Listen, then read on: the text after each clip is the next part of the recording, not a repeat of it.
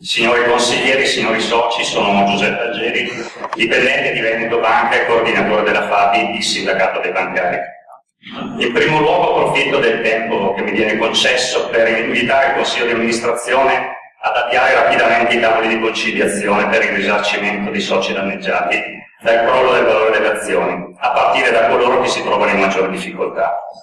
Come azionista, dipendente e rappresentante dei lavoratori, chiedo altresì con convinzione che si proceda senza indugio l'azione di responsabilità nei confronti di quanti hanno agito contro l'interesse della banca, dei soci e dei dipendenti stessi. La mala gestione degli ex vertici inquisiti di Veneto Banca è emersa palesemente. Tra i danneggiati, mi preme sottolinearlo, ci sono moltissimi dipendenti, oltre 2.000 persone. Loro e le loro famiglie oggi pagano a caro prezzo la cieca fiducia nelle parole di chi è stato per troppi anni a capo della banca. I dipendenti hanno investito i loro risparmi e quelli delle proprie famiglie in azioni che oggi hanno un valore meramente simbolico. Questa è la realtà da cui traspare per Carlo Sportello le azioni Veneto Banca venivano caldamente proposte, in perfetta buona fede, come investimento redditizio e sicuro. Oggi tutti noi proviamo un sentimento di grande amarezza e frustrazione. Anche per questo motivo i responsabili che hanno portato l'attuale situazione della banca devono essere chiamati a rispondere in prima persona, con risarcimenti reali e consistenti. L'inefficienza della macchina giudiziaria italiana potrebbe determinare tempi lunghi, incertezza, costi elevati e un percorso lungo e corposo.